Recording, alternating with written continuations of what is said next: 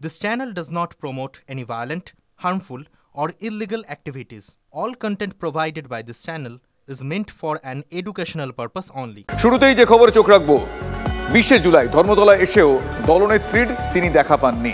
মঞ্চের কাছে ঘেঁষতে দেওয়া হয়নি কেষ্ট মানে অনুব্রত মণ্ডলকে। 21 জুলাইয়ের সভাতেও অনুব্রত মণ্ডলকে দেখা যায়নি। সভা শেষে অনুব্রতর ফেসবুক পোস্ট ঘিরে তাই জল্পনা তুঙ্গে। এই ফেসবুক পোস্ট আপনারা দেখছেন, কেষ্ট মণ্ডলের ফেসবুক পোস্টে মমতার থেকেও বেশি অভিষেক বন্দ্যোপাধ্যায়ের ছবি। শহীদ দিবসে ধর্মতলায় লক্ষাধিক। 21 জুলাই শহীদদের প্রতি শ্রদ্ধা জানাই, তাদের সর্বোচ্চ আত্মত্যাগ আমাদের গণতন্ত্র রক্ষা। আপনারা যে বিষয়টা লক্ষণীয় সেটা হচ্ছে মমতা বন্দ্যোপাধ্যায়ের থেকেও বেশি এই পোস্টে ফেসবুক মমতার 7টি ছবি এবং অভিষেকের 9টি ছবি পোস্ট করেছেন অনুব্রত মণ্ডল। আইসিকে কুকথা বলে নেত্রীর বিরাগভাজন হয়েছেন বলেই কি এই ছবির সংখ্যার একটু হেরফের? আমি এই প্রশ্নটা নিয়ে যাবো আমার সহকর্মী সৌরভ গুহ আমাদের সঙ্গে। সৌরভ, তার পোস্টে গতকাল তার উপস্থিতি আমরা দেখেছিলাম, কিন্তু সেভাবে তাকে ধারে পাশে ঘেঁষতে দেওয়া হয়নি। সাম্প্রতিকতম ঘটনা সব কিছুর জন্যই কি এই নাম্বার মানে ছবির নাম্বারে একটু নয়ছয় হলো?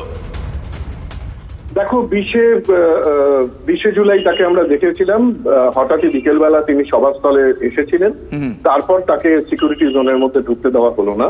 21 জুলাইয়ের মঞ্চে তিনি ছাড়া এবং আরো একজন সদস্য ছাড়া বীরভূম কোর কমিটির কাজল শেখ সহ অন্যান্য সবাই উপস্থিত ছিলেন।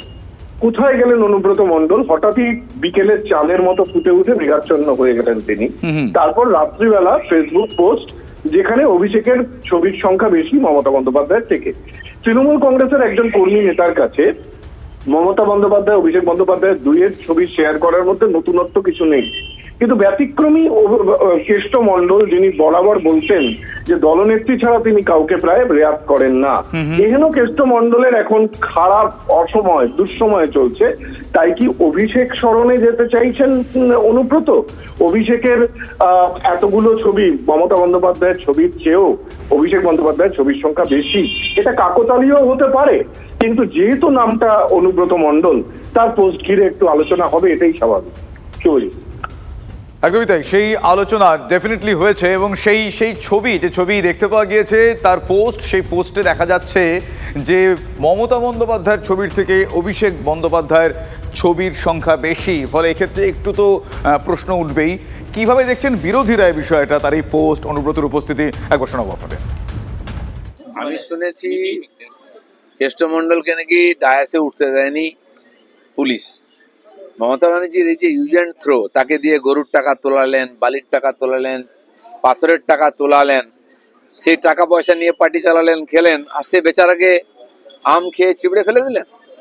এই মমতার রাজনীতি। বাকি টিএমসির নেতারা যারা টাকা পয়সা তুলে আনন্দে নাচছেন, তারা দেখুন ঘুটে পুড়ে গোবর হাসে, ঘুটে বলে তোরা একদিন আসে। তারাও ভেবে দেখুন তাদের ভবিষ্যৎ এরকম অপেক্ষা করছে।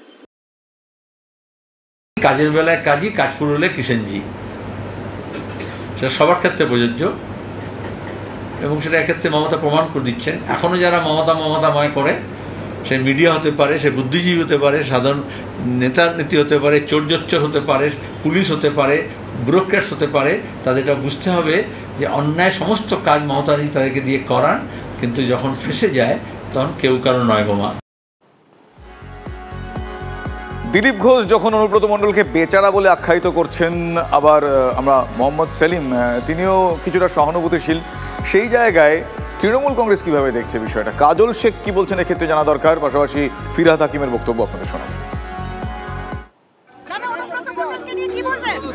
আমাকে নিয়ে প্রশ্ন করুন, আমি আমারটা বলবো, অন্য কারো জবাব আমি দেবো না। আমি আমারটা নিয়ে প্রশ্ন করুন, আমারটা নিয়ে প্রশ্ন করুন। বীরভূমে 11তে 11 তৃণমূল। গণনা কেন্দ্রে যাবেন, জোড়া ফুল দেখতে পাবেন, বিরোধীরা নাস্তা নাবুদ হবে। এগুলো কোনো ইস্যুই নয়। অনুব্রত মণ্ডলও কালকে ছিল, সবাই ছিল, এটা নিয়ে কোনো ইস্যুই না এগুলো।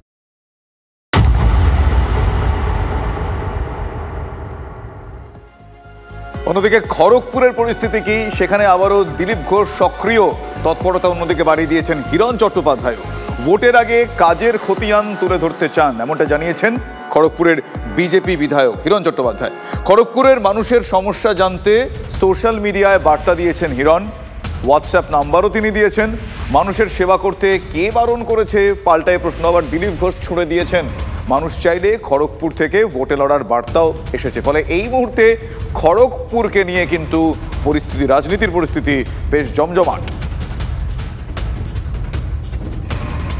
ভালো কথা, মানুষের সেবা করতে থেকে না বলবো। দল কি চায়, দল আমাকে যা বলেছে এটা আমি করেছি। আমি চাই না দলের কাছে কিছু, দল আমার কাছে কিছু চায় না, আমার দেওয়ার কিছু নেই। 2026-এ কি খড়গপুরে আপনি পাঠ করতে চান? এরকম তোমরা যদি বলো চেষ্টা করবো। খড়গপুরের মানুষ সুখ, সমৃদ্ধি এবং শান্তি পাক। আমি গত 4 বছর ধরে খড়গপুরের জন্য কি কি কাজ করেছি সেগুলো শীঘ্রই আপনাদের সবাইকে জানাবো, বিস্তারিতভাবে আপনারা সব জানতে পারবেন। এবং আমি একটি হোয়াটসঅ্যাপ নাম্বার আপনাদের সবাইকে দিয়েছি, শুধুমাত্র খড়গপুরের মানুষরা আপনারা মেসেজ করবেন এবং সেই মেসেজেতে আপনি আপনার নাম, কোন ওয়ার্ড এবং আপনার সমস্যা বা পরামর্শের কথা লিখে পাঠাবেন।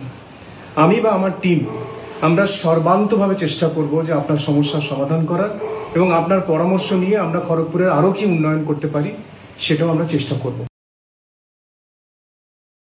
কাড়াকাড়ি বিজেপির মধ্যে কে দিলীপ বাবু না হিরণ, কে কাড়াকাড়ি করবে এটা নিয়ে আমাদের খুব একটা মাথা ব্যথা নেই।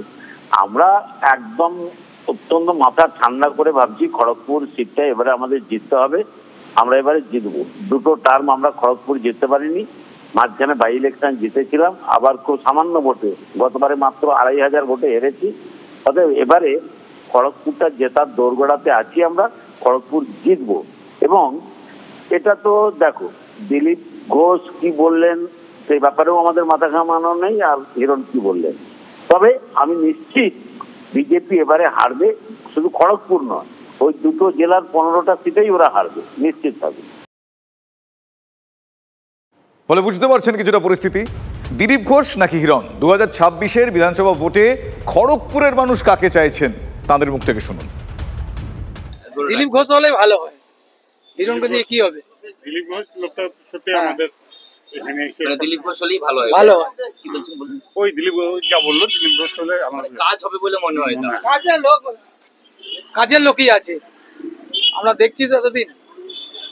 হিরণকে তো ঠিকই খুঁজে পাওয়া যাবে না। দিলীপ ঘোষ আসা ভালো হবে, কেননা নতুন লোককে দিলে কাজ হবে, পুরনো লোক কোনোদিন কাজ করবে না, পকেট ভরবে। दिलीप घोष क्या दादा चाहिए, दिलीप दादा।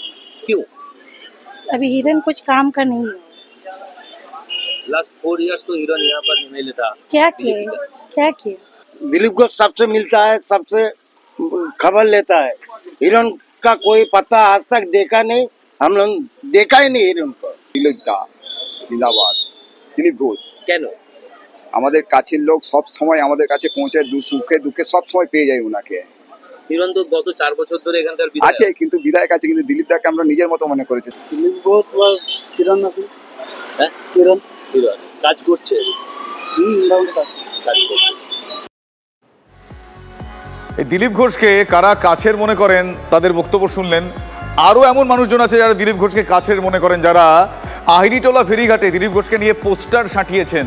21শে জুলাই যারা দিলীপ ঘোষকে তৃণমূলে পাঠাচ্ছিলেন, এটা তাদের গঙ্গায় ঝাঁপ দেওয়ার স্থান, এমনই লেখা পোস্টার পড়েছে আহিরিটোলা গঙ্গা পাড়ে। নাম না করে কি তাহলে শুভেন্দু অধিকারীর দিকে আঙুল দিলীপ অনুগামীদের? প্রকাশ্যে কেউ কিছু যদিও বলছেন না। দিলীপ শুভেন্দুর মধ্যে একটা চাপা সংঘাত যে চলছে সেটা দলীয় সূত্রে সে খবর পাওয়া যাচ্ছে। গতকালই শুভেন্দুর উত্তরকন্যা অভিযানের দিনই খড়গপুরে আলাদা কর্মসূচি সেরেছেন দিলীপ, সেটা নজর এড়ায়নি, সেটা আরও আলোচনার বিষয়বস্তু হয়ে উঠেছে। আর এই আবহে এই যে পোস্টার আপনারা দেখছেন, সেই পোস্টার কিন্তু চর্চার একটু বাড়িয়ে দিয়েছে, কথা বলার অপেক্ষা রাখে না। কিছু লোক গত কয়েকদিন ধরে মাননীয় দিলীপ ঘোষের ব্যাপারে কুরুচিকর মন্তব্য করছিল। তাদের জন্য একটা বিষয় কি, আপনারা মাননীয় দিলীপ ঘোষের বিষয়ে যে কুরুচিকর মন্তব্য করছিলেন, কি দিলীপ ঘোষ নাকি তৃণমূলে মঞ্চে চলে যাবে, 21শে জুলাই চলে যাবে, তৃণমূল জয়েন করছে, আপনাদের লজ্জা লাগা উচিত।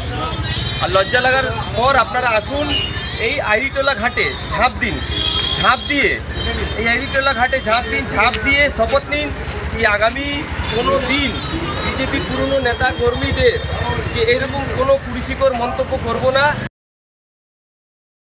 এটা বিজেপির ভেরতের ব্যাপার, কি করে না করে নিজেরা লাপালাপি করে, আবার নিজেরাই ঠুসে যায়।